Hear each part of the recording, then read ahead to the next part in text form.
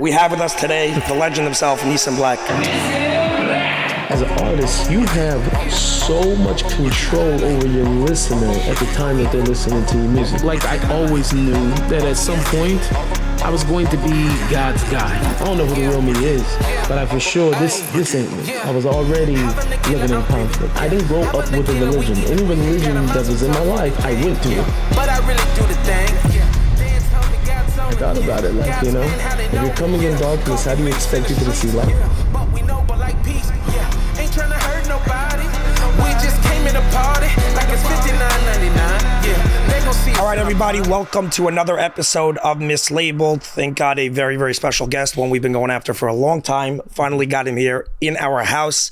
But before we get to our excellent guest, a couple of quick things. Number one, if you're enjoying our content, please like, subscribe, and comment. And none of you guys are doing that enough. I want you to jam that like button this second. Thank you so much, everyone. We really appreciate it. Number two, this episode is sponsored by ENA Tax Advisors. ENA Tax Advisors is a tax strategy company that helps you limit your tax liability using a variety of financial instruments. I personally have used them, would never recommend someone I haven't used. Really helped me out. They're great people. They also offer a free consultation, so you do not need, if you don't need their services, they will not. They will tell you straight up. Also, it's for 1099 and self-employed people. Third and final thing before we get to our guest, we are sitting on a disgusting couch, specifically because of the fact that we are actually redoing our entire studio. If you guys notice, we have the mislabeled sign back here. I don't know if you can see it with the cameras, but we are actually building out a really, really nice studio. I think y'all are going to really enjoy it, but because of that, we're not in our perfect setting. But our guest is perfect, so we don't have to, there's no worries. All right, sure. We have with us today the legend himself, Nissim Black. How are you, Nissim? I'm doing amazing. How you doing? Thank God, I'm doing really well. Zach, how are you? Fantastic. Awesome, amazing. Nissim, when did you get in? I got in, it's a trick question. I'm in and out so much, I never know when I really got in.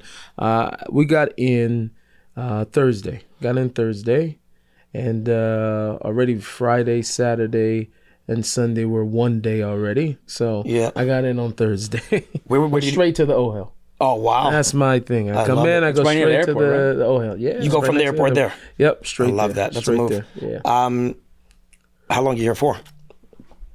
It's another trick question. If my manager doesn't keep adding dates, I'm leaving on Purim. You're not leaving on Purim. I have to leave on Purim because for me, I still have at least a little bit of a shot for Shushan Purim, which will be in Jerusalem, so I can do the next day. So as of right now, I think I'm leaving late Purim to go back home. Purim in Israel, Zach. I don't know if you've ever been there, but it's way better. I've it's not 2 days. For sure, different religion. Way better. different religion. Different religion, yeah. Definitely way better. Yeah, so I mean, you come in often, right? Yeah. I come in often. I just did the counting. It's crazy. I didn't count exactly, but I was able to figure out from when I was going through everything with my counting and everything. I spent 83 days away last year. Wow. On tour. 83 days. That's a lot of days that I was not at home. Do you live in like a permanent state of jet lag? Yeah. I mean, I'm so jet lagged that I'm good wherever I go. You know what I mean? Like my body just like immediately adjusts to wherever I am. Yeah. Where are you for 83 days? You're not shooting a concert here every night because I would know about that. No, Where are you doing this? Of course. Where's the tours? I'm all over. I was, Hanukkah was the last tour I was on before this one. We were in St. Thomas. We were in LA. We were obviously here in New York. We were in Georgia. I think I'm going to Alabama soon also too. Like I go to some random places sometime. I was in Poland also too. Yeah, I heard about in Poland also too. Yeah, it's crazy. So yeah, I was all over the place. That's unbelievable. All over the place. Yeah, that's really, really cool. So I just want to get into the basics because I'll be honest, I probably should know more about you and the details, but I almost in a lot of ways I don't like knowing things going into interviews because it allows me just to be much more natural about it and not ask questions. No problem. So where did you grow up? I grew up in Seattle, Washington. Got it. Born, raised, and thank God they let me leave. They let you leave. Yeah.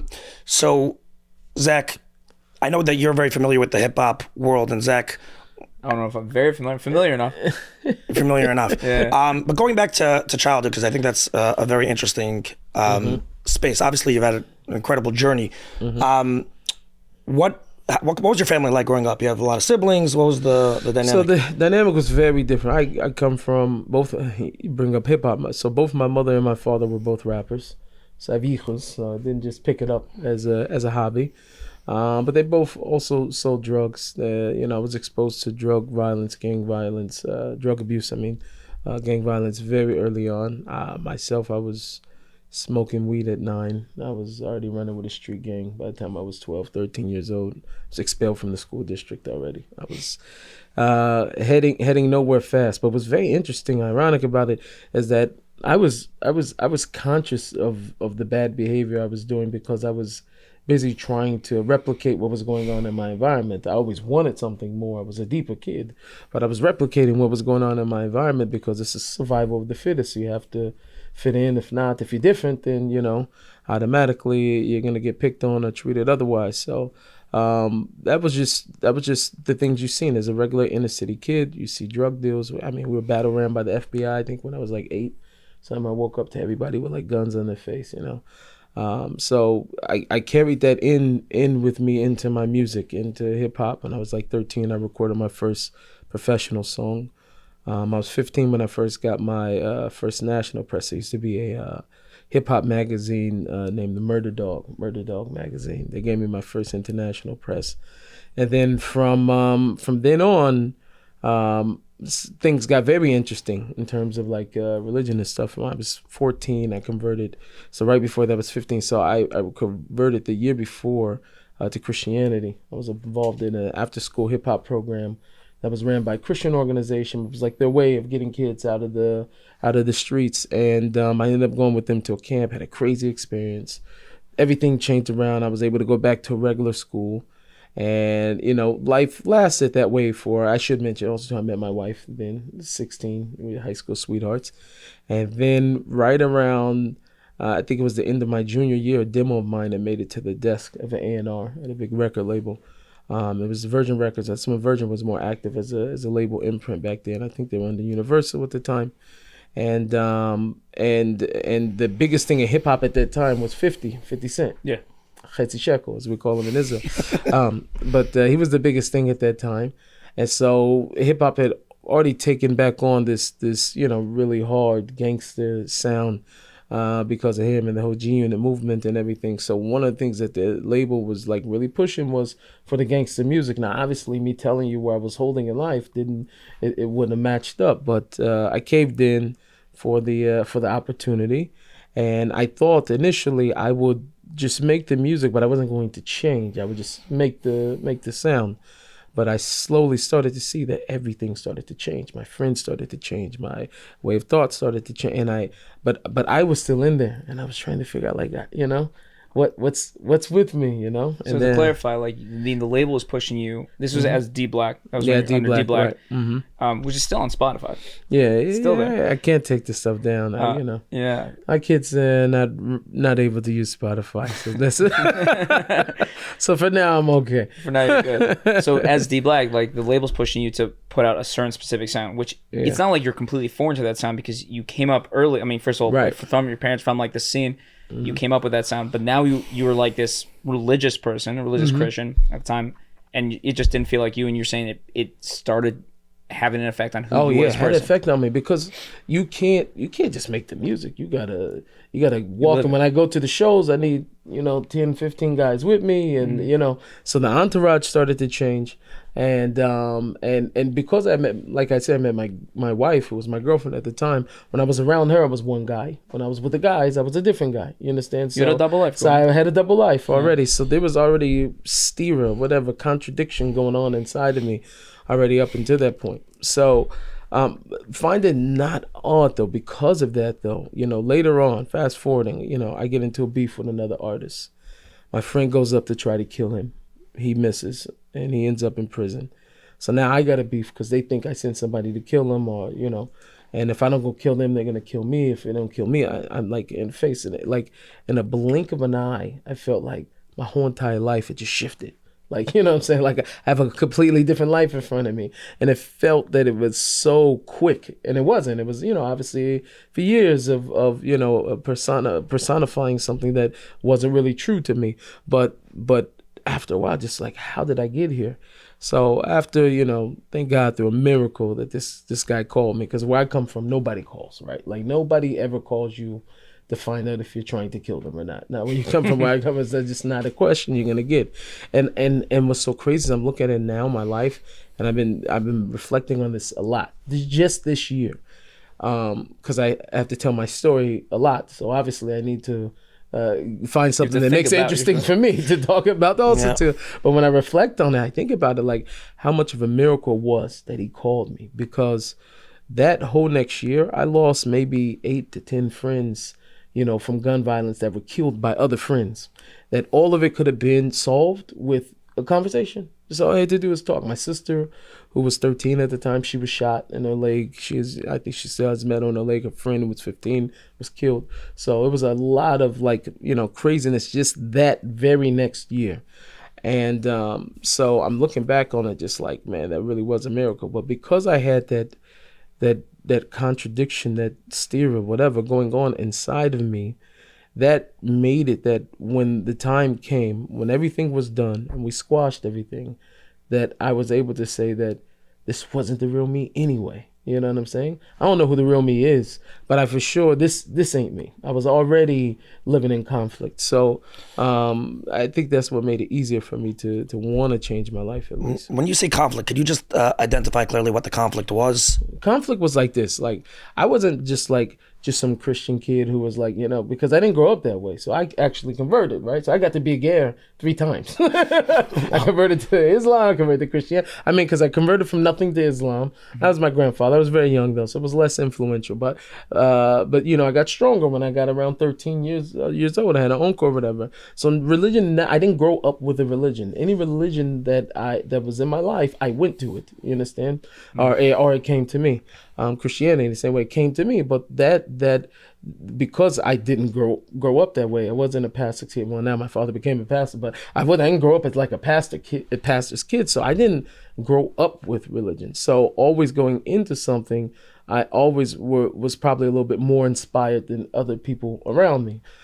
So when I was 15, 16, 17 years old, I was like in my room, locking myself in the room, crying, praying to God. You know what I mean? I was like in this. So when I say a conflict, so by the time I'm there, I was like just building orphanages in Mexico. I was feeding the homeless in downtown Seattle. I was running Bible study groups. I was like how, and it just it felt like a blink of an eye. Am I 50 Cent's little cousin? You understand what I'm saying? It was a conflict. So I felt inside that I was denying, so to speak, my call to life. I didn't know spiritual what my side? was, my spiritual side. Yeah. Absolutely. I felt like I was completely in this place. You know what did it one time though? I was backstage and I was doing an interview, and the guy who was interviewing me, we finished the interview and he says to me, he says, "You know what? You're actually really a nice guy. I just didn't expect that." And I'm like, why wouldn't you expect that? It's like, I don't know. I did them from the music, I guess. I don't know. And I thought about it, if you're coming in darkness, how do you expect people to see light? You know what I'm saying? And I didn't. You didn't like that. You didn't like that your music would paint you to a stranger as rough. Right. Or, exactly. It painted me, obviously, to that individual as somebody that would be hard to get through a conversation with. Let me ask you this. What do you think the effect is on hip-hop on the world right now? Do you think overall it's a negative effect? Do you think that there's any positive to it? Listen, I look at it like this. It's a tool. You know what I'm saying? A hammer's a tool. You can kill somebody with it, or you can build a house. Right. Well said. But predominantly right now with hip hop has definitely been hijacked by a lot of horrific and horrible content that I think is which is being pushed by the label. It's being pushed by the sells. Labels but why does it sell though? That's the question. I have a theory as to why it's no, but the question is, I'm trying to figure it out for myself. How all of a sudden I said, what happened to Fight the Power? What happened to to Respect Our Unity by Queen Latifah? What happened to all those records? Hip-hop was revolution music. It was revolution music. You know what I'm saying? It's like a jungle sometimes. It makes me wonder how I think from going out. How do we get from that to you know what I'm saying? I'm gonna come kidnap your grandma and shoot you. You know what I'm saying? That's what I'm asking you. Who told us that that's sold? I think there's a lot of people out there who want to I'm interviewing you. They wanna cosplay almost as that sort of gangster culture, because it allows most people on Earth do not experience what it's like to live in the streets, to have gun violence in your communities, to be a gangster, to be that sort of hard, that masculinity, and it's fun to play with it. Right. So but I'm saying at some point, yeah, our culture changed to where that became like the cool thing. Like I was talking to someone recently about like growing up in the hood, in the streets. Like I remember all the OGs, the people that we called OGs that were like, they used to look at us, be like, man, little dude, stay in school. You know what I'm saying? Go out, get a job. They were never like really encouraging us to be there in the streets with them. You know what I'm saying? They had some type of conscience where they felt really bad about it. I'm not saying that for every person. I'm sure there was some ignorant people, but I saw that there was a certain sense of, I'm doing this because I'm stuck here. But I want better for you. But I want better for you, Yeah. And you don't think I don't think that's in the streets anymore. When I've talked to some of these young guys, I mean, just a couple generations after me, I mean, in high school, a couple of years, I would say, after high school, like just the whole mindset has shifted. You know what I mean? Yeah. It's like, I don't know. What I'm saying is that I don't think that's a cultural component of those who would consume music and entertainment, is that naturally that I think that somehow we've been conditioned to think that it's cool to be a gangster, it's cool to be street, or that there's some type of it wasn't that long ago they were out picketing Tupac records. You know what I'm saying? Right. Picketing against Tupac, there was so like you think about it. Things have changed, and I'm not so sure that the desire to hear such things is natural to us as a society. You think it was kind of, it was sold to us and then built in? To us and built in. I mean, I'm just saying, like, look, any way that if let's say you want to really break a record, right? Any record company can break any record. I'm a firm believer that if I play you a song long enough, you know what I'm saying, even if you hate it and it gets stuck in your head, look at all the radio stations. Yeah. They've done this for years. And for years. So you don't tell us what's hot. We'll tell you what's hot by playing it over and over and over and over again. We get it stuck in your head. So who's the one creating the music then? Is it the record labels, or is it you guys? Like, no, it's absolutely. It's definitely the artist. But you know, like I just told you my story. I caved in because that's what was hot, right? What was going, and that's what's going to pay me. I'm a mature adult now that will make a different choice. But most of the kids today, like it's like you're telling them they're coming from crazy impoverished situations. Right, someone's offering them money. Offering them money, even little money. I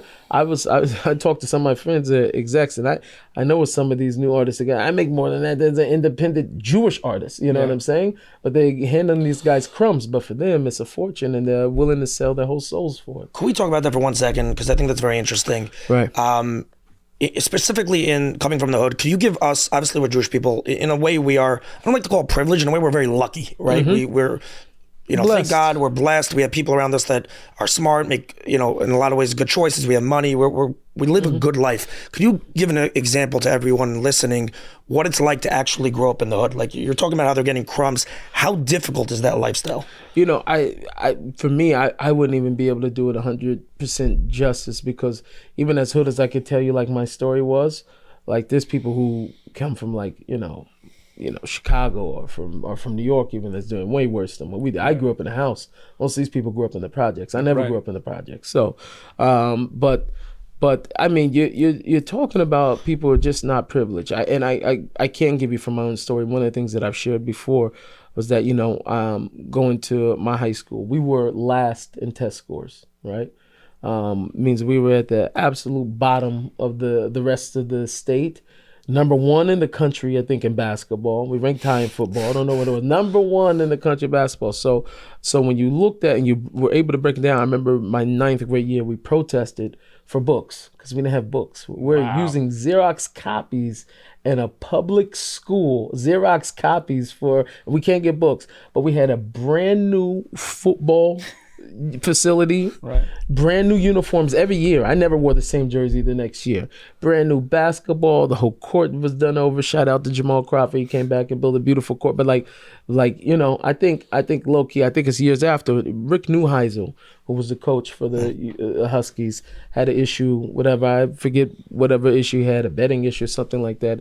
So he took a few years out of college football and he came to coach my high school. We were most talented. I think his thought was like, we're gonna eventually he's gonna get back into the NCAA and whatever. So he wants to be on the ground with the high school boys already anyway.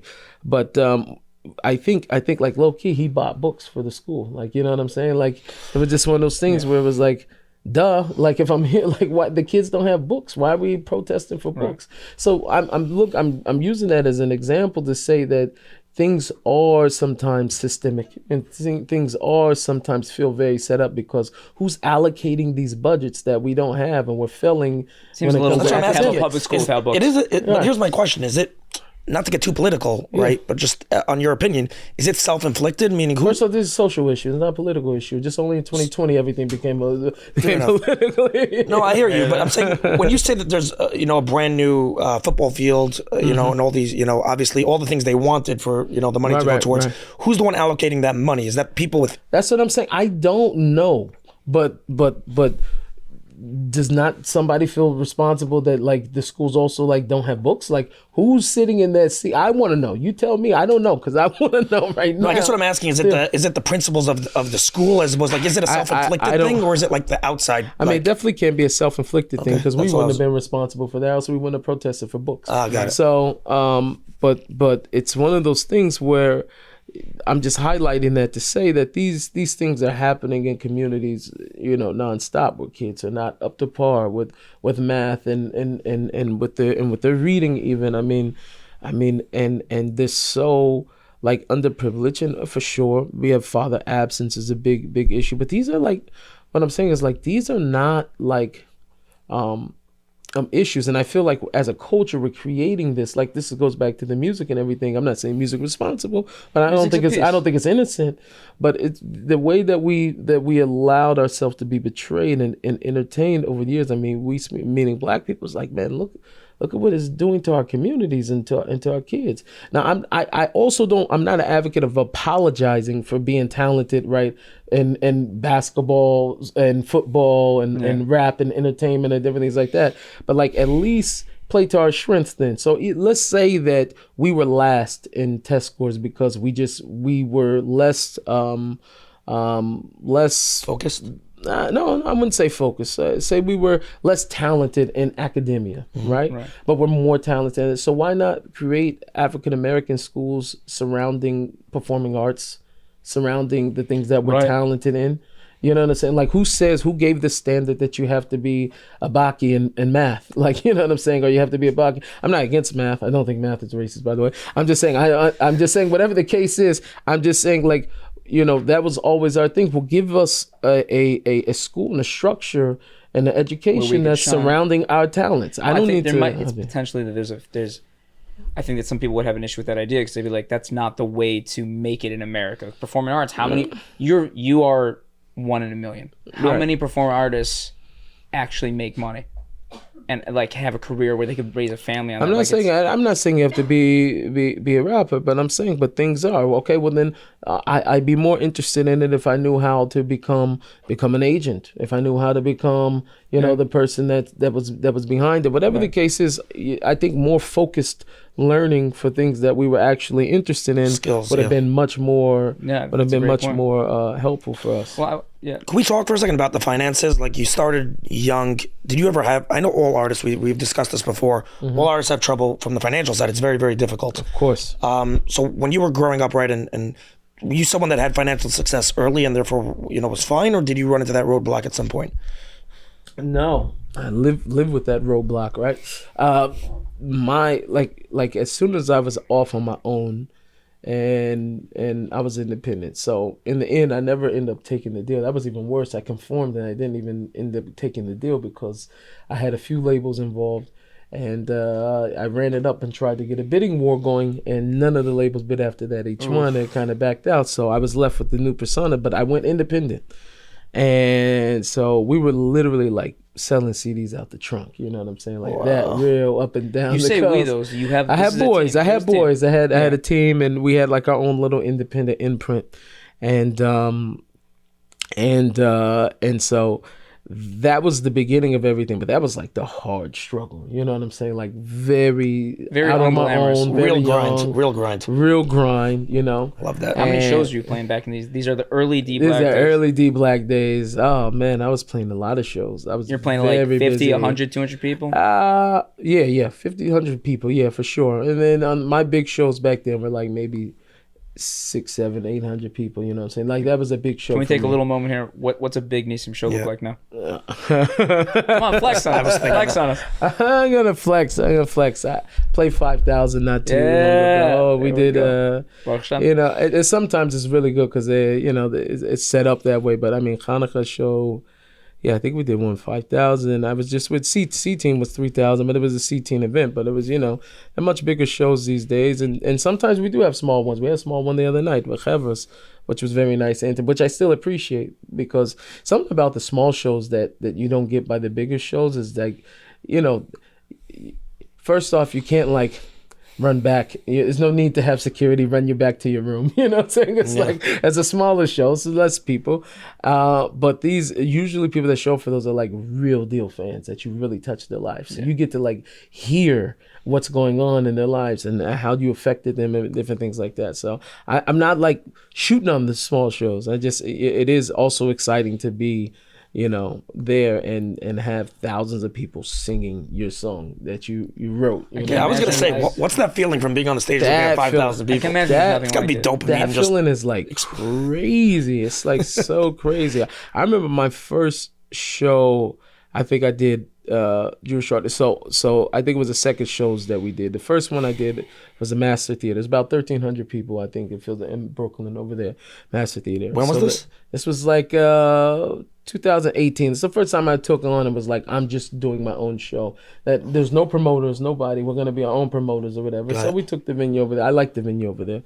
And then, so the next time we did it 2 nights in a row. We did it 2 days, two shows in one day, right? So it was 1,300 people. So we backed up. But that show, like, even wasn't, but those things were monumental for me because it was like, there's no promoter. Nobody else is doing this. This is all on us to be able to fully independent. And we're going to go and do these shows. But those shows are like super powerful to me, because when people are coming, because of your output and things that you pushed, and then to come there and like people are like singing for previous years, it's a culmination of a lot of years of work. Yeah, for sure. Yeah. So many years of work. Meaning with promoters, and then you do it yourself. I gotta ask you this, if I hope you don't mind me going into this, but well, first of all, let's start with this. Who's coming? Give me the breakdown of a Nissim show. I'll be honest, I haven't seen you live yet. I hope to. That's not true. I was chosen. I was a new man with you 2018. I watched it from there. But what I'm wondering is, you delivered. Don't worry. You got into a level of success that like most artists only dream of. Like you got 1,000 people at your shows, but it's a very different, I'm assuming, type of crowd than you were imagining as D Black. Right. Is there a part of you that looks out into that crowd and like wishes that, I don't know who that crowd is. I don't know who's coming to your shows in Brooklyn. Right. But do you look out and go like, I'm really happy for these new fans, but like where are the hip hop heads? That's a good question. No, I actually prefer the fans I have now. Oh. No, I think it's not that I don't. I'm gonna tell you what, I did some homework on myself, right? The homework I did on myself, I was forced because I was in the hospital, I had corona, and I was sitting there like sick every day. It was a different day. One day I thought I was good, I wasn't good, whatever. I was there for about 6 days or whatever, but I did a lot of reflecting. And audience was big for me. It's like, because you're thinking, I was in the middle of shifting. Obviously, when I dropped Motherland Bounce, that was like a whole different, I was gonna. I've noticed you're on like Nissim 3.0 at this point. I've been following. Yeah. So like I was sitting. I remember being in the hospital. I'm just like. Who's my audience? People ask me all the time, who's my audience? I never asked myself, who's my audience? I have hip hop bubbies. I have, I have kids who are 3 years old who know, like I didn't, anywhere. I've always been surprised about who was listening to me. So I never thought about it. And I think because of Corona, And because of all that was happening socially in America over the last couple years, since 2020, I would say, there's been a lot of what we would call birurim. There's been a lot of being able to identify and separate and sifting out, and people much more so saying that I belong over here, I don't belong over here, right?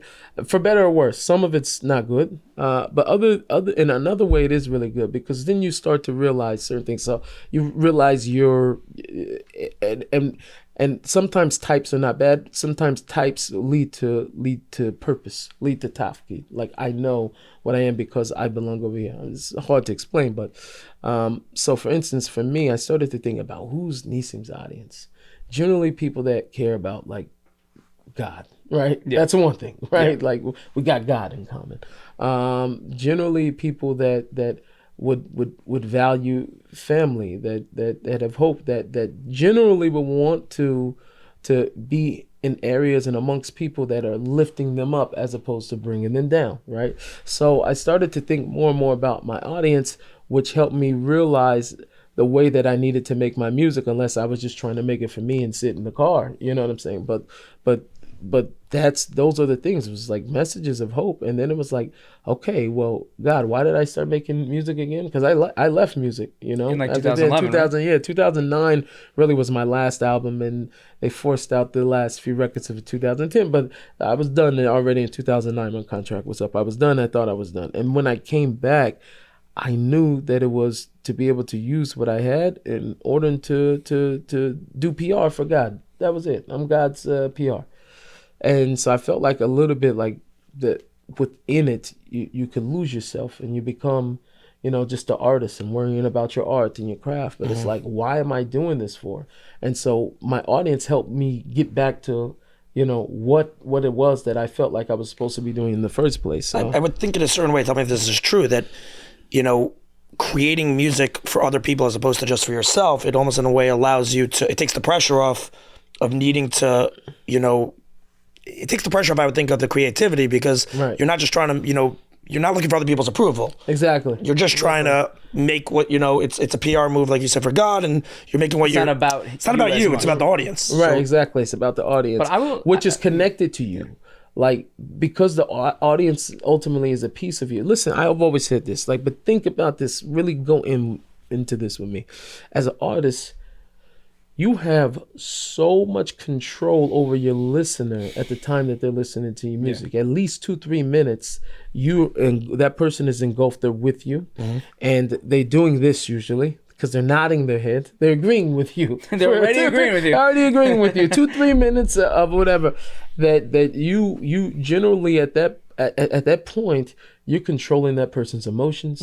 You're controlling the way they're thinking, they're feeling, the moods or whatever. That's a big thing. It's not something small. Literally, it's a big responsibility that you have on your hands right there. So when you look at what you have, and you can recognize music much more so as like I always say like this, like, I'll pick on him because he's Jewish, all right? Dreezy knows. Drake knows when he's in the studio, when he's writing, that if he says a certain word, right, and he says it on the snare this type of way, he knows what type of emotions that's going to bring out of the person. He can manipulate and persuade someone's emotions. Of course, absolutely. Yeah. So I say, if you can use something for the bad, you could use it also too for the good. So for me, and these things are already within you anyway. And the easiest type of music to make is music that's honest to yourself. The thing that's hard to make is things that are not honest to yourself. But so your audience generally will have similar interests and similar things to you, to your liking. Generally, you're not usually going to make music for people that are completely the opposite of you. Generally, you're not. Right. So you like the new audience because they're with you. They're not the opposite of you. You're with we them have what the said. If I was stuck, you know, sitting in the dentist's office, I can also talk to the person. It's not just, you know what I mean. Are there religious but not Jewish Nissim fans? Oh yeah, who just appreciate you as for sure. I get stopped all the time from people who are not Jewish at all. Like, it happens a lot. In fact, we had a big, a couple of years ago, I did not this Hanukkah tour, but the Hanukkah tour before. We did dates with non-Jewish. The agent was still Jewish, but it was a non-Jewish agency, whatever. That dealt much more in the more mainstream, and we did a few shows like that, smaller like ticketed shows. But the whole point was to not really promote towards my audience, but to like try to promote to the non-Jewish side. So what do you think happened? Jewish people showed up. Jewish people showed up, right? Okay, and then at all typical Jews. At all the Jewish shows, the Chabad shluchim were just like, Nissim, we had a lot of non-Jews registered. I said, they're coming to the Jewish shows. So I was like, I said, like, what are we doing? Like, let's just do our thing, and they're all coming. Yeah, that's what I was gonna say. I feel like with art, like if you're confident with your art, tell me if I'm right or wrong. Or you can't create, like, your audience comes to you. You gotta do what feels right, and it's like you can't sell something that there's no market for, right? In sales, you gotta find out what people want and then create.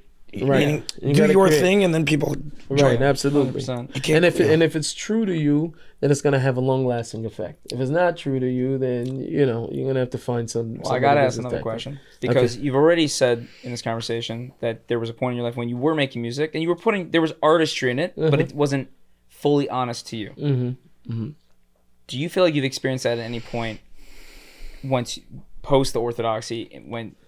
Because there does seem to be a little bit of a direction, right? Since Motherland Bounce, you seem to have gone a little bit, for lack of a better term, some of the swag back. like, because I listened to your old stuff, and then you were something else for a while, which was also beautiful, but it was very like, something that would get played at like a C-teen event for Chabad. And now there seems to be. So how do you, as an artist, like, are you? Sounds like you're ironically enough, Motherland Bounce is like one of my least favorite songs. Get out of here! Yeah. What a banger! Yeah, exactly, and it's a banger, and I agree, and I give that to you. So why don't you like it? But the thing is because it's really what came from in my life. It wasn't. So I was going through a lot trying to get my kids into school, and people were not being politically correct. Yeah, I was living in Mea Shearim, but I for sure didn't try school in Mea Shearim. I wasn't like that crazy. But God bless, it's for who it's for, but it wasn't for me. But I like when I was going to schools and we were trying to get the kids to school, these were like schools that had predominantly American population, and we were thought out. We didn't like just try school, but here nor there. A lot of the rejection we met, and we were told very much so because of the color of our skin. Obviously, that was very, very hard for us. We had a lot of issues. Crazy thing. It was dumb and it was crazy, and it's not everybody, but it was the choice few. And what happened was that also around that time, because the story broke, it went live. Now, first off, I would never go to the media on something like that, because it was personal to me. I could talk about it now because it was already out and it's been asked to me a million times. But so what happened was I got called by the radio, like unannounced. Like they just called me up because a picture of me and Rav Chaim went out. And I went to go talk to Rav Chaim Kanievsky about the situation. I say everything that he said, but one of the things he said to me was that your color is your mila, not your chisaron. It's your virtue, not your lacking. And obviously he's probably arguably the biggest rabbi in all of Judaism right now. That I don't know how many people would have argued it at the time. And so when that went out, everybody's like, why did he say that? I didn't think of why would he say that? I know why he said it, because I was there. So the radio called me, but I had just released my song. I think it was like King of the World or something like that. So I thought he was calling about the song. So we're talking, and he's like, why Rev Chaim? He dropped the bomb. And I'm like, oh, because of this. And I you know what? And I just really didn't think about it. And I don't know, when I listen to the interview, I hear myself trying to like pull back, and he's like getting more upset about the situation. They want that soundbite. They want the soundbite. And it went out, and then it was all over the papers, and I stuffed my head in my pillow for 2 weeks and waited for it to be over. And but what it did lead to was a lot of other people who were calling me afterwards, like, and telling me their stories. And I was like, whoa. What do you think about that? I mean, I think you're such a proud Jew, and then you're a proud Israeli now. Right. And to experience that sort of racism, it was crazy. But I had to do some. Thank God I'm a Brasluver, and thank God I do his bodedus and I talk to Hashem. If I didn't talk to Hashem, I don't know what I would have did, because there was a few key things that were able to be put back in place. Right. First off was one. You know how many people said to me, "How could you keep doing this? Why would you keep going? Like, after what's happening to you, like, how could you, muster up the strength? And there were two things. One thing is that I'm a big Tanakh guy, very big in Tanakh. And David HaMelech was 1,000% right. Shaul was chasing him to kill him. King David knew he was right? Had every opportunity and right that he could have took his life, but he realized that Hashem gave him the Malchus. He gave him the kingship. He is the anointed. I will not lay a single hand on, and if anybody else does, I'll take him out. Right? That's how much King David was in line with God's will. So I said, these are Hashem's children. These are Hashem's babies. I came here because this is where I'm not going to allow myself to get upset and backlash and go to the media. And I'm not doing it. That was one. The second thing was that I came to a place where I guess I'm gonna say that I realized, but I came to a place where I had to say to myself, Hashem, why did I come here? I came here for you. Hashem, you brought me here. So if I'm leaving, it's because of you. No person is taking me out. I didn't come to Judaism for the schools. I didn't come here so I could fit in with people. I didn't come to join kiddish clubs. For the Jews. No. For the Judaism. I came to give my heart over to Hashem. And to be, and I tell Hashem all the time, I say, I also didn't come from mediocrity also too. I didn't come here for mediocrity. Hashem, when my chapter's closed, I want to be a tzaddik gamor. I came here with fire, serving Hashem. I didn't come here, I didn't sign up to play games. So I'm not going to allow that because this situation to stop me. Nothing's stopping me, Hashem, unless you come down here and tell me something else. It's not stopping me. So there's a certain resilience that came from my prayers. That's an incredible level of like self-awareness, dedication, and honestly, like bitachon. Like to me, that's honestly incredible. So many people would have just said the hell with this. This community, it's crazy. That's really unbelievable. I wanted to ask you something else. Why did you, just going back a little bit, you first went to Christianity, first Islam, Christianity, then Judaism. Why did you leave Christianity and then go to Judaism? Was there a specific... And there was a stopgap there also, right? There was Messianic. It was Messianic, yep. So first off, if you're asking, think about it. So like Islam, Christianity, Messianic, then the Judaism. I just went in chronological order, man. I was just like digging, what I'm saying? Like it was just a natural grain of digging things up and trying to figure out, well, how'd you get here? Well, how'd you get here? Well, how'd you get here? And that's really what it was. I mean, I was sitting with the different texts from the different religions for 8 hours a day. I was going through and trying to just find the truth, man. I was sitting over there like, until my brain was fried. I was crying and I started praying and fasting and all that. Because I really sincerely wanted to know the truth, because there's nothing worse than feeling like, you had this like awesome relationship with God. You like had this clarity and like your whole world gets rocked upside down. You know what I'm saying? And with the simple things, and nothing against, obviously Christianity, but I'm saying like it was very simple for me to realize like, hold on, well, in a matter of seconds, I just figured out that the holidays had nothing to actually do with even Christianity. Like, where did all this come from? Like, it was like one thing that just like toggled me up. I'm like, hold on, something. So, but I did a deep dive. I went into a lot of church fathers, which, you ask average Christian today, they wouldn't even know what it is, but that's almost equivalent to their Talmud. And so it's not as praised over there because amongst Catholics, obviously more traditional Christians, they know of these works, but the average evangelical is not very well versed in church fathers and know about the origins of Christianity in the beginning. So I went very, I did a deep dive, but I was searching, I was on a hunt. And so I went in chronological order. Also to finish the answer, and because the feeling about the song was because I felt like I was coming from such a place of venting, you understand? Also too in my life, I should say, at that point, I'm sorry to jump around, but that every time I came in like to New York or another place, a high black population, I was getting it from them also too. What were you getting? I'm white now because I dress European. Yeah, you understand what I'm saying? And so Motherland Bounce was birthed out of frustration. You were basically telling me, hey, I'm still very black. Yeah, I'm still very black and I'm very Jewish. You know what I'm saying? And get along with so. And I think it was done with a certain type of, certain way, akshanut, I would say, a certain type of, whatever. I don't know. Is that why you don't like translate it? I don't know what to say. But that, and I think that, but because I don't want to be in that place. You know what I'm saying? It's just not my preferred place to be.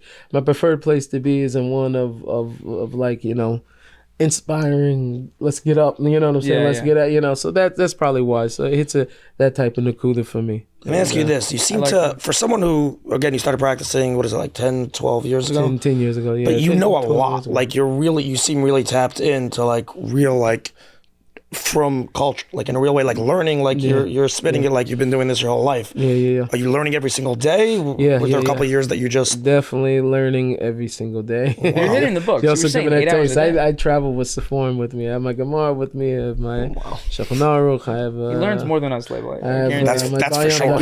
With me. I have some Chasidus with me. You said something before, which was awesome, man. You said every religion you do, you've chosen it. Yeah. Like, this is something you want to do. To some degree. I mean, the other, I would, at least with Islamic Christianity, the difference was that they came to me and I chose it, but I still had to choose it. With Judaism, I had to go out to go find, so that was the biggest difference. Were they upset? Were people betrayed and upset when you made a choice from each? No, I don't think so, because I don't think so. My grandfather was already in prison. My uncle, who was also Muslim at the time, also he could have felt some type of way, but he was good about it. And then the gap in between Christianity and Judaism was kind of long, because I did have that Messianic stint for a couple years. Didn't you put on an album as a Messianic? Because there's an album under D Black where you have a tallis on. Yeah. So that was Aliyah. That was my last album. You were not Jewish. I also was not a Jewish album. But by the time the album came out, I had started my conversion process. Actually. Oh, so you weren't Messianic. Okay. I was Messianic, and then by the time it came out, I was already... I saw that you literally took no profits from that album. No, I took nothing. I took nothing from that. That's crazy. Because the problem was... so early on in the conversion. Yeah. Why were you already willing to do that so early? Get this, I hadn't even started my conversion yet. I hadn't moved to the neighborhood. I hadn't even made my mind up that I was converting yet. But I knew, but I was already faithful to Hashem in the sense that I wanted to at least not work on Shabbat, and I wanted to not, whatever. I didn't know even that I could have anyway. So just to be clear, because I don't know if the audience understands what we're talking about. There was an album you put out called Aliyah under D Black before you were Nissim Black. Right. Before he was Jewish. Did not take money from profits because it was worked on Shabbos? No, because what I had sort of the way I put it out there was with my business partner at the time was that you guys keep all the money as long as I don't have to work on Shabbat. I don't have to do any concerts on Shabbat. I don't have to do anything on the Yamim Tovim.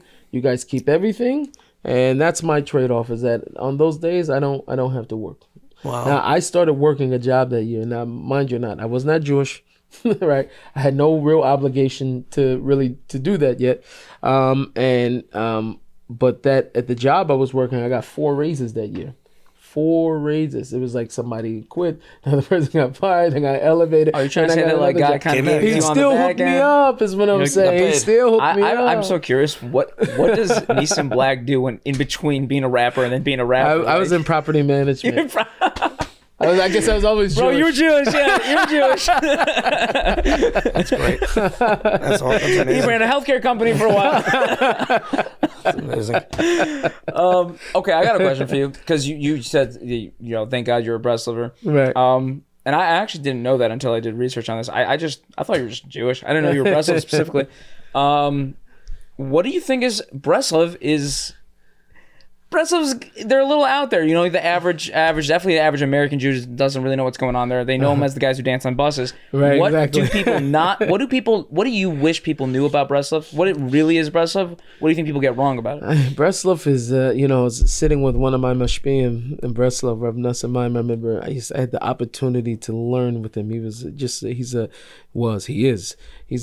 just a depth of knowledge. In Breslov, he's an almanac in Breslov.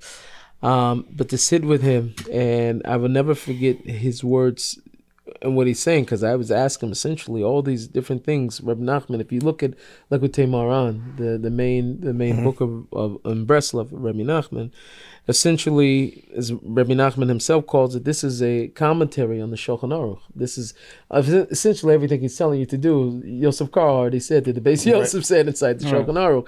But and Rab Nassan goes even deeper in Lekutei Halachas. But what he said to me is that Brasluv is Yiddishkeit at its finest. Everything Reb Nachman is telling you to do is to keep Yiddishkeit at its finest, you know. And according to the Zaman in Brasluv, the Simcha is a very big thing for us. Simcha, to have Simcha, to be happy.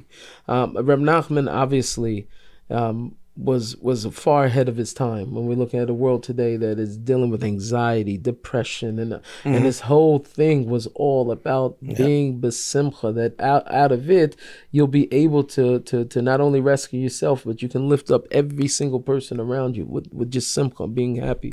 The amount that we put into prayer. So what's funny is I'll tell you about Brasluv is because for me, I came from, obviously nothing, coming from Christianity, coming from where I came from. I came to Brasluv because I came into Judaism with a very big fire. Like I was on fire because I did something that's today considered very, very not Jewish to do, and that's read Tanakh. I read the Hebrew Bible. I was gonna say that's pretty un-Jewish. Yeah. I haven't looked at that since I was in high school. I don't know if you'd make it as a Litvish guy. I'm not really sure. Exactly. So the people of the book that never read the book. But reading it obviously filled me with a lot of fire and a lot of passion to Judaism. So I come in and I'm very big on prayer and all these other things. But you know what happens? You move into a community, everybody's just sort of like looking at you like, dude, why are you so excited? Like, what bro, relax. Like, relax. Chill. Like, we've been doing this for a long time. We don't enjoy this that much. Go to the kollel, you know what I'm saying? And so, which is, natural.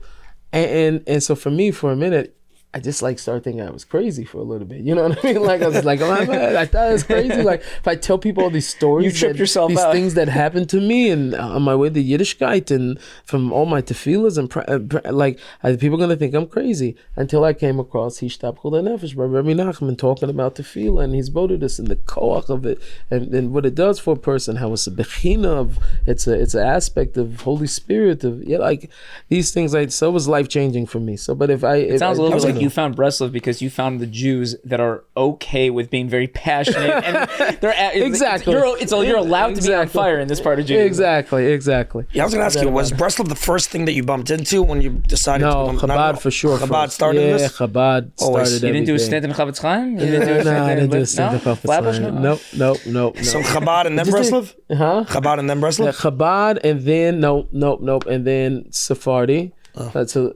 And everything. That's an interesting detail. Everything I ran into, I kept a little bit. I'm still very big on the Lubavitcher Rebbe, but so I was Magaya at the Sephardi shul. So shout out to Rabbi Benzikin who took me in like a father.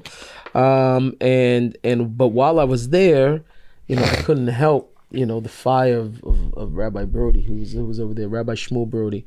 Who's now in Baltimore. Shout out to Rabbi Shmuel Brody, who was really big for me because he was like that other person that was like, like I thought I was crazy, right? So everybody else is Jewish and they're living and they're, it's the regular thing.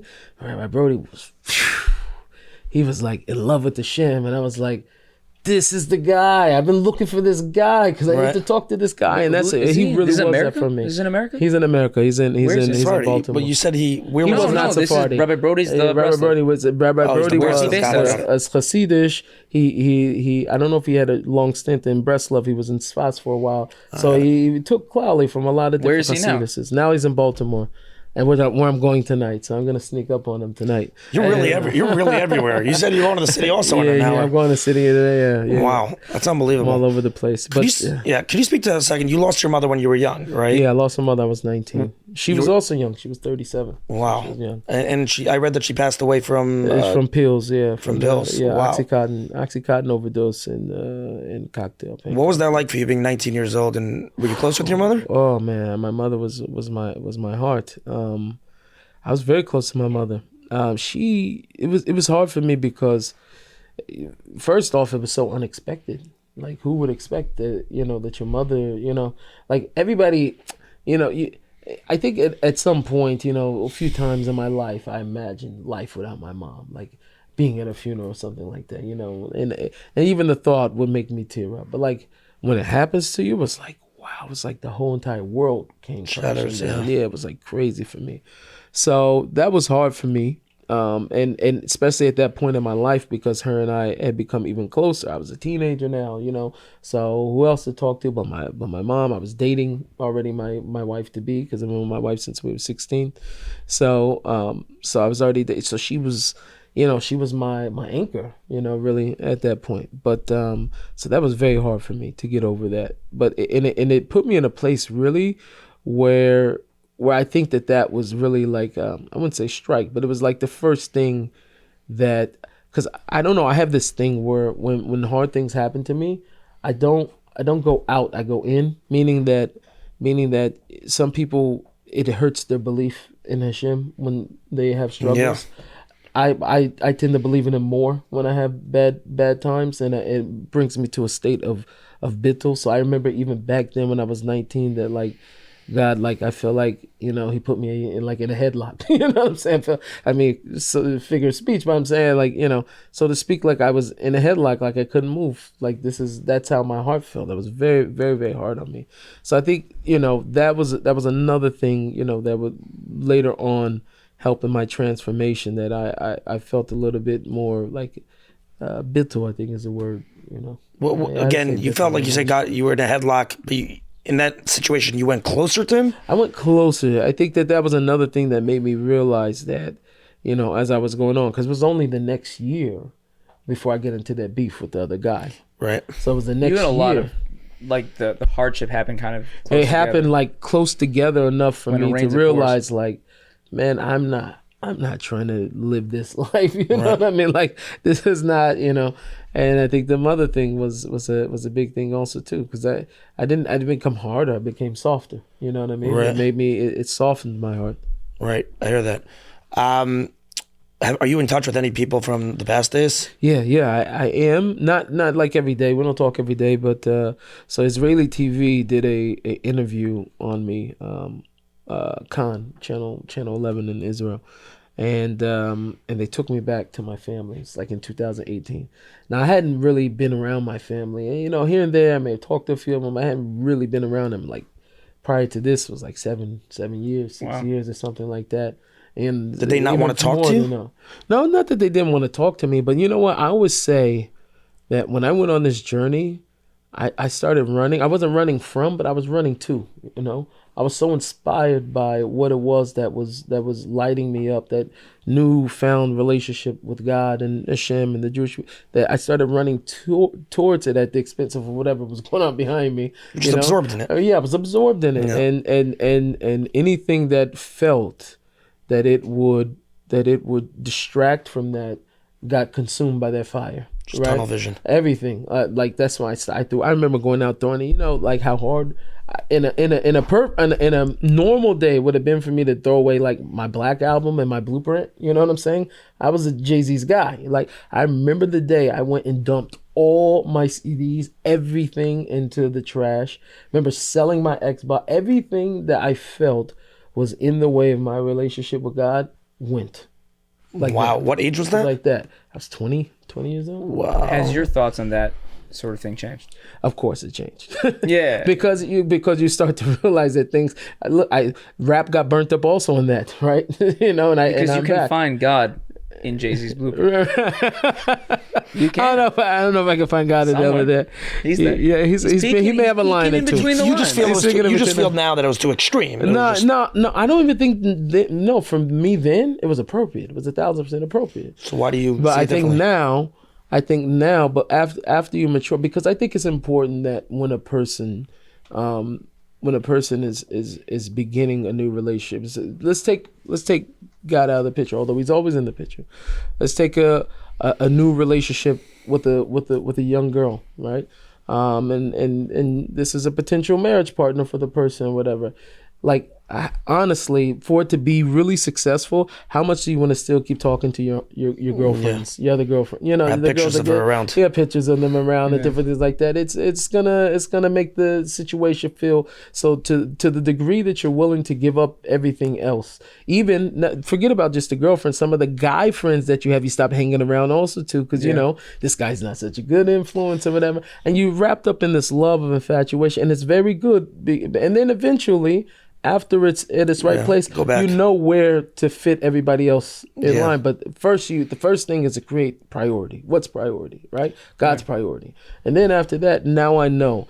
Like my relationship to music is so great now because music is a tool and it's not a means of an end. I remember It's not its own thing. I was in the studio all night till 9 o'clock in the morning, killing myself, slaving myself, but all in the sake of music, like and that's great, but that it's not a means to an end. It's a tool, and I could use it to inspire people, to bring people, So that's I actually resonate with that. I don't know if our listeners would believe this or not, but like I went through I think close to a year I didn't listen to any secular music. Really? And no, there's I think that's part of people's relationship with God, that people get to a stage where they're like, okay, I'm going to do but I do, I'm going to do whatever it takes to, but I do think it's part of maturing, spiritually maturing is kind of letting certain things back in and understanding that everything is a tool.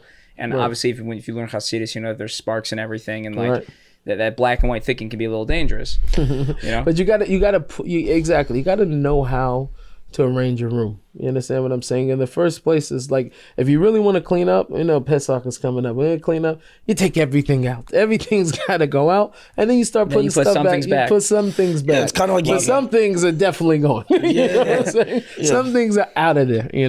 So I think those things are very important, and it's part of maturity. But never to look on that. One thing that's I think is even more dangerous is to look on those times when we were passionate about something and say, oh, it was a bit extreme. It's like, no, it wasn't. It was a necessary part of the process. Very necessary part of the process. I wasn't being extreme. You were in that's the way to like bully place. yourself. Right. Like, relax, younger me. Like exactly. Which is why even though I said I dislike the song, I still play Motherland Bounce almost every show.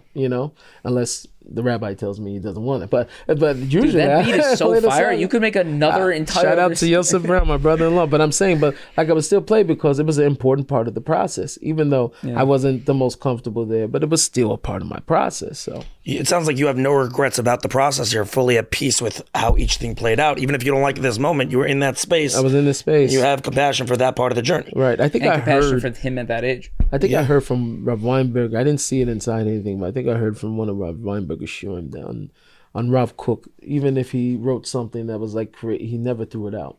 Whatever he wrote, he like kept it. You know what I mean? That's beautiful. He would never like throw it out because it's important sometimes when that place, especially today, like a lot of us who are aspiring to be better people, and you have all these great, I'll take books of great people. We have them by the Gedolim, but even also too, the wider world has them about whoever else. Everybody does the good stuff. On Instagram, we only put the good stuff. We're not putting that, when your car got a flat and whatever. Nobody's putting that, but always the good stuff. But sometimes that when we the human side of us gets erased a lot and gets snuffed out sometimes. And I think that it's important for us to be able to still embrace those things, like, to hear that people were normal people. I heard one time that Aryeh Kaplan, who was a mind beyond that, when he would give over Torahs, he would be in a whole different world. But he liked baseball, you know what I'm saying? He still like baseball, you know what I mean? So but nobody would ever probably put that in the biography. But I heard from close Talmidim of his. Yeah. So, but these are the things that we're all still have some humanness to us, So no, Judaism is for humans. Exactly, it's for humans. Absolutely, it was given to humans. Right? Speaking about process, speaking about next stages and different.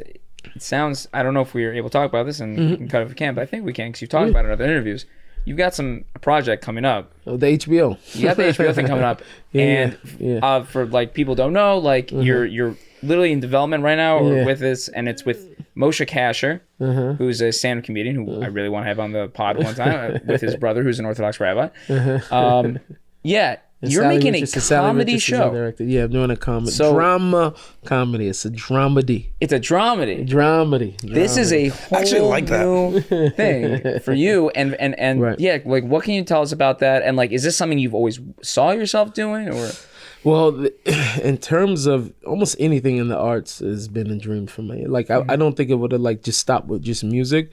I've always loved acting. I loved, I've always wanted to do musicals and animations and everything. So I think that, in more in that space as I'm, getting older, and I've been touring a lot and feeling like, it's one of those things where I sit back and I say like, okay, God, okay, Hashem, like I gave you this, but I want to give you everything. Like, what about all the other gifts, other things that you gave me? So, they reached out to me. It was an opportunity. Now, for the story is like crazy because people are at my story a lot, right? Obviously, it's so funny because forgive me, but I don't find it that interesting because I lived it. But Queen Latifah approached us about the story, and then Sally, and then.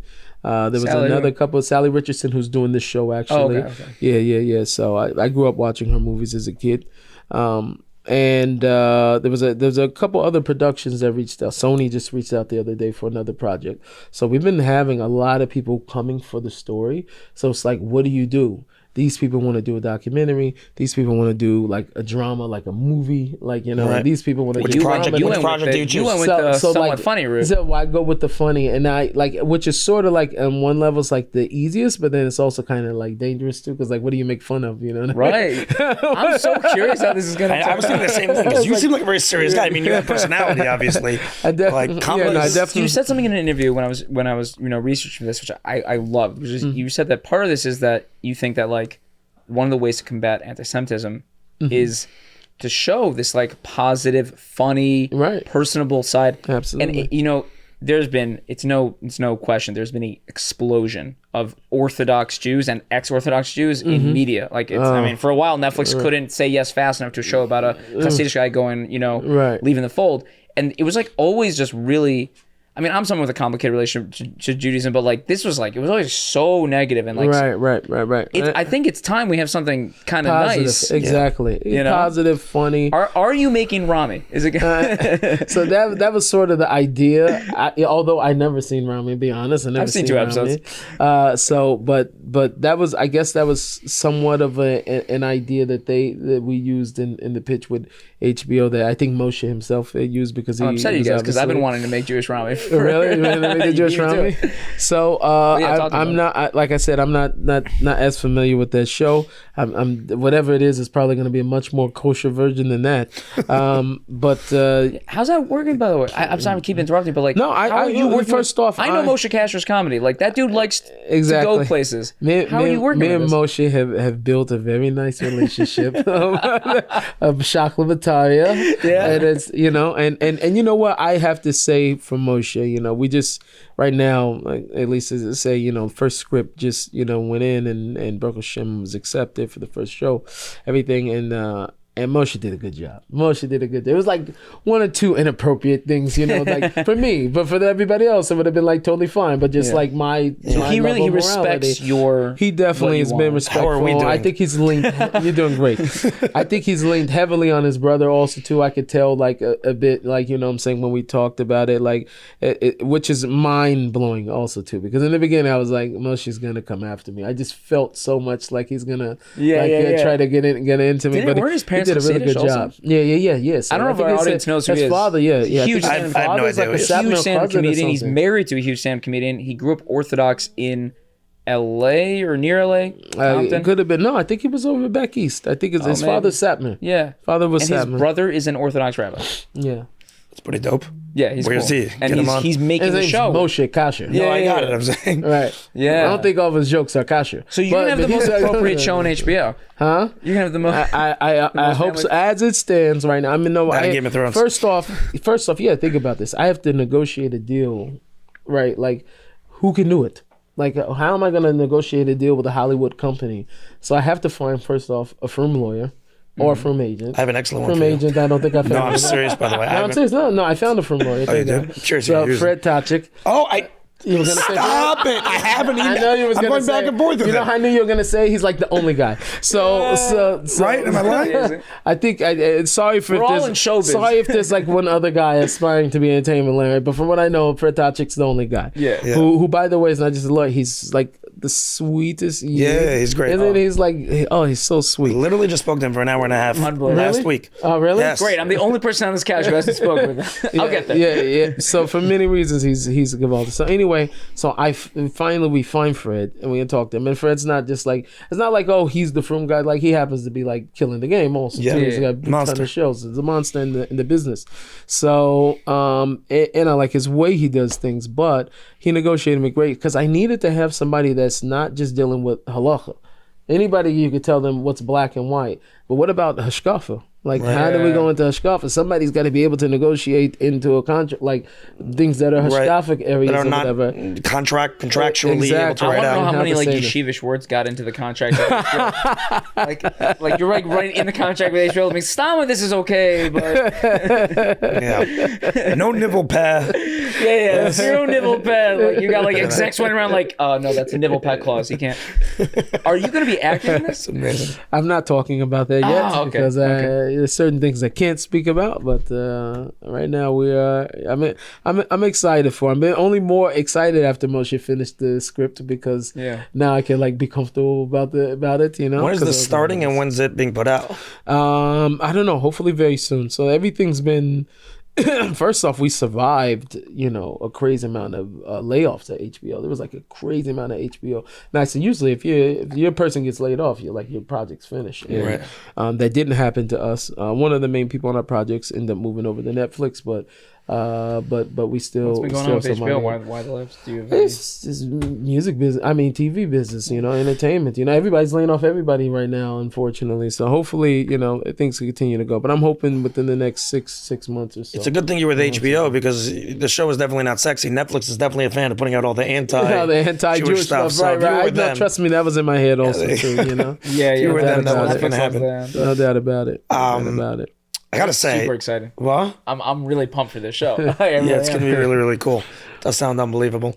I gotta say, by the way, like I don't know, having this conversation is just awesome. I like you're like really like I don't know how to explain it. I feel like you've been doing this your whole life. Like Yeah. Me Judaism. too, but I don't know. No, if like that's a good- Judaism. I have been doing. I mean, Judaism wise, like you've been an entertainer since you were Yeah. Since I could talk, right? 9. Yeah. Right. And yeah, it's true. You do feel like labels, and you feel like a lived-in Jew. Right. What's But it what's like so interesting about it though is that I talked to a lot of like Gerim who shared very similar experiences. We have an idea that the spark, that Jewish spark, is inside, and some specifically would say Jewish neshama is born in a non-Jewish body, Right. and this certain feeling your whole life of feeling like you never really belonged. Baltrubas have it also too, with this feeling, and then getting in. I remember when the first time I had davened. There was this portable in Seattle. I was over there, and every time I dived in there, I had like deja vu. I felt like I was there before. I felt like I knew everybody there. It was like something, and this started happening to me more and more as I went into the community. So what's something that felt extra spiritual about me coming into Judaism and coming, back home, I would say, so to speak. So maybe it could have always have been, but yeah, definitely. Knowing what I know now, could only go back, 10, 12 years ago, you know what I mean? But I as much as it may feel to other people like, man, you feel like you're always there, I also feel the opposite way. Rav Arush said this also too one time about me. Rav Arush? Yeah, of course. He does the Garden of Emunah. He said if you didn't look at Nissim, like really, like, you know what I'm saying? Like if it was just, he said you would think he was from birth, Yeah, Rav that's what I'm saying. Arush had said it himself. Oh yeah. I'll take it as a compliment, I think. It's a huge compliment. Well, let me ask you this: GFFB's got a lot of work to do. Does Nissim Black feel like he belongs? I where he definitely is? feel like I belong. In Israel too. In Israel? Oh, 1,000%. Does your family feel like they belong? Absolutely. My kids are. It's not tough for them to like be... I brought them. I took my family twice with me on trips this past, and that's not easy. Schlepping wife and six kids, and now I have a 7. Thank God, Baruch Hashem. And we came here to America. My kids like honeymoon was over very quick. They were ready to get back to Eretz Israel. Like nothing could keep the American Dream Mall. I took them, whatever. I was like, they don't even go to the mall in Israel. So they, So how old was the oldest one when you guys moved? When we moved, she was 7. She had just still 7. young. She was still young. So and then after that, I had a 3-year-old and 2-year-old. So my kids are really Israeli. It's not hard for them because not only are they black in a sea of white, they're also their dad's famous. Right. like they're just gonna have eyes on them for the rest of their lives. Right. That's true. But I think they become very acclimated there. They have friends. They have chaverim. It was good for us to move out of Yerushalayim. We're in Beit Shemesh, where schools that just like you're in America. Accept us. I was gonna say no. Well, actually, I would say the schools that the kids are in the English, where there's a high population of English speakers, even though the schools are in Hebrew. Yeah. But no, we live actually in the more Hasidish area. Oh, okay. In Gimel. Not Beis, which is a little bit more... See, I don't think I could ever make the move to Israel. Just the milk and bags thing, I'm done. Right there. I think that's an old thing. Is that still going on? At Nissim, are they still selling milk and bags? We have carts. Also, you have a carton. Okay. You have a carton. I'll think about it. Milk in the bags. I mean, listen, the truth is, I would say, over the years, I've really developed, much more so before. It's like everybody's got to move, everybody, And I realized that the people that do actually move they're really Moser Nefesh. I mean, to leave, even this, like you can't like just go get this in Israel. So it really has to be a big sacrifice that you're willing to read. But you know why people don't? This is my theory. My theory is why people why people are not as passionate about moving. Well, they say it's hard to raise kids, honestly. To raise a kid. I'm not saying that's true. I'm just saying don't read enough Tanakh. This is it. It goes back to Tanakh. That's what you're saying. It builds something inside you. End up wanting to be in the place where everything happened. Then you start to realize, because it's hard. It'd be hard for a person to keep hearing God talk about how important a place is and to not want to be in the place. Yeah. You know what I'm saying? But outside, if we stay away from it, then we're not going to hear it as much. Do you feel when you're there, it's like you feel that the atmosphere? Yeah, I feel the atmosphere, and it's different, and it made it worse this time because right before I left, I'm here now. I'm going to be here 2 weeks. So I took my family up north. We just went up into Rabbi Akiva. We went to Spas, Ari. We went to Rabbi Tarfon. We went to where else did we go up there? We went everywhere, to the water. We went up to by the Kinneret and everything. Right. But just driving up north, so beautiful. And I was just talking to my kids. It's like, that Eliyahu Hanavi was up here. Elisha Hanavi was up here. These were the places in Haifa, and so I'm just that much more connected to Eretz Israel. And because I live in Beit Shemesh, they're not done like turning the whole entire place into a city yet. So I go outside. I'm a Brasluv. And one of the reasons why I moved to Beit Shemesh because I need to go out to go talk to Hashem. It's hard to do this and keep chaos, and Yerushalayim and everybody screaming and yelling and it's not good to do in being the show. out and just to be in the land, it's a different feeling altogether. So I had my honeymoon after 7 years is not over yet, so I'm still feeling You're still really basking in it. I'm still basking in the life. You live inspired because you live somewhere that inspires you. Yeah. You really like it. And probably you can feel it. Why are you sitting there? Growing up Litvish, like we don't really have that. Like there's I can't walk around Israel and be like, oh, this is where Bava Basra Daf Gimel happened. It's like I have someone that a Rebbe. He's a pretty well known Rebbe. I'm not gonna say who it is because I don't know. Maybe I'm not gonna quote him. But he said if we could get everyone to go off the derech for about a year or two and then come back, like everyone will have a lot more It'd be love a for different Yiddishkeit. Yeah. So, don't recommend it. But you know who it is who said it. I'm sure I do. But okay, but you hear that because then you choose it. I was gonna say it probably helps that I was able to calculate I was gone for 83 days also too last year. So it never gets old to me anyway. It's like I'm always making aliyah every few weeks. So can we do some rapid fire? Go knock it out of the park. We do some rapid fire questions. Okay. This probably has already been like one of my favorite conversations. My favorite thing not to do. Let's do it. Oh, you don't like rap? Oh, it's okay, but I'll take it anyway. Okay. Favorite Jewish artist? Oh yeah, no, yeah. Is there? Yeah, especially including Israeli artists. Is there a Jewish artist that you haven't worked yet that you want to work with? Yes, but I'm in the process of working.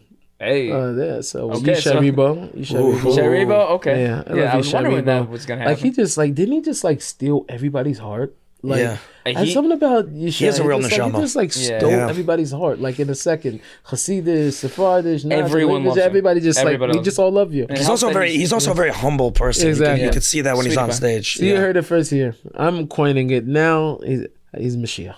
I'm joking. I'm joking. No, I'm joking. Right Don't. I actually told my friend. Don't quote me. Don't like. What's the you can put song? it out there, but just let it be a joke, guys. No, but for real, there was one of the songs that he has. I'm blanking on which one it is. It's the one we say on Rosh Hashanah davening and Yom Kippur davening. You're talking about does it go? the Seder of Kohanim? Yeah, The Seder of the I'm Kohanim, blanking Seder what it is. Avoda?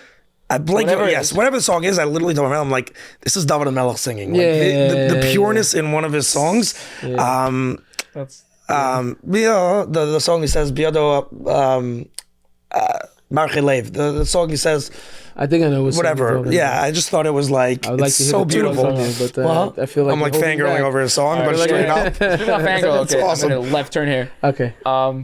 It's such a dumb question, but I've had to ask it because you came up in the Seattle underground, and I'm gonna be a little bit of a hip hop nerd for a second, but like you put out you had a song on Jack One, who I'd never heard. Jake One. Sorry. Who Jack you were One. on? Yeah, I know. I just I didn't know Butchered him, it. but Oh, I you do didn't know know Jake One? I do know MF Doom, who's on Okay. two. So you're on an album with MF Doom, which I'm is on an album very with cool. Who else was on there? Busta Rhymes is on there. I mean, damn. Young Buck was on there. Little Brother was on there. Fairmont was on there. I think. Totally with you. That Yeah. was a big record. So that record was the record that actually blew me up. That album was the record that blew me up. So Yeah. Jake was from Seattle, Garfield High School. He was. You got to him over there. early. Seattle, like So a no, it place. wasn't even crazy like that. Like Jake was Yeah, already. Seattle apparently is a pop hip hop. By the time that record came out, he had already did, I think, 4 or 5 songs on the G Unit album. He had a song on a few 50s records. Dr. And he's Dre. a nice white boy. Like, Yeah, just he's a Jewish boy. Oh, he's Jewish. Of course. First of all, of course he's course. Jewish. Jewish guys love hip hop. Of course he's Jewish. He's got he's got a couple albums with Mayor Hawthorne. They have the thing together. Him Oh, and the he's the guy who does it with He's Mayor? the guy with Mayor. That's so Jake funny. I know One. his music. I didn't know his You don't know him. So Okay, yeah. so that's Jake, and he was like one of my big brothers also. Well, I gotta ask because there is another rapper from the Seattle scene, and you guys are around the same age, I think. Who, Mac? Yeah. Would you Mac guys? was on. and- You see that Mac opened up for me, man. No, get out I of think here. I'm at least twice. I God, think we were Mac talking about opened up Macklemore me. for the people who. Macklemore. That's crazy. Macklemore Now opened if for you? I only could open up for him, yeah. no, Spread Mac some- is I feel like Macklemore's audience would appreciate you. He's a pretty God. He's pretty inspiring spiritual. guy. Yeah, I would say inspiring. I don't know how Him- much God there's there, but he's definitely. Well, his whole thing is inspiring "Find God, Lose the Dogma." He said that in guy. a, in a song with Chance. Right. But But he I also want you to. But in terms of like person though, he's a really good guy. Tell me, Real do you good listen guy. to Like his any- heart, Macklemore's a good dude. his heart is a heart of gold. I would say about Mac. Like, Yeah. and he was a guy that I was so happy to see win because just the grind, man. Like really, he really put himself out there. Remember For when he had the demos music. on SoundCloud? Like, Yeah, exactly. Early. Like Mac was like in the hustle. It wasn't like so everybody else was like this overnight success or whatever. But like when you seen a guy grind like that, Yeah. like That's he so funny. was 'Cause I really feel putting that it out in. as a Hail Mary, and then Right. he opened for you. It's just Yeah, hilarious. it's still on YouTube. I think one of the gonna go look shows for that he is That'd be cool footage big to actually respect see. big respect to Mac. We were trying Mac, to come hook on the up. pod, please. Yeah, we were trying to hook up when he was supposed to do a show in Israel. I think the BDS whatever got involved, shut it down, Oh, wow. whatever. But Lovely. we were gonna hook up. So hopefully we see each other. That's Wow. beautiful. You got any rap? No, I was gonna ask something. I'm blanking on my question. So apparently at this particular. Someone get label another coffee. No, I'm rolling fine. I'm good. But okay. By the way, I want to say big shout out to you guys also too because everybody like always ask me if I want coffee. And then they gonna give me instant coffee. By the if I just want to say for the record, listen, we gotta stop this, and it's a Froome thing also too. This is not called coffee. If elite, God bless your heart, but if you're doing instant, it's not called coffee. You did it right. You did it appropriate. This is real drip coffee. Yeah. I'm from Seattle, so there's certain things I just can't do. Like Right. instant coffee, like I'm Cafe Vita, man. Come on, Starbucks something. Listen, I made you exactly what you wanted. I'm the same thing. I haven't touched instant coffee in probably 10 years. Yeah. I love that also the Seattle. Like Seattle's like the coffee. Yeah. That's true.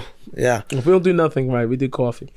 I hear that 100%. Oh, one last question. Good on. Okay. I noticed in a lot of singles recently you've been singing.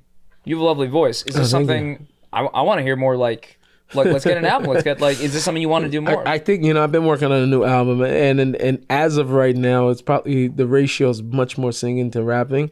But that was one of those things also too, was just like, why do I gotta like be stuck into rapping? Because like I thought that was the only way, you know, like before the Drakes came, and I would say even before another person was like Fonte from Lil Brother or whatever, who also would rap and sing or whatever.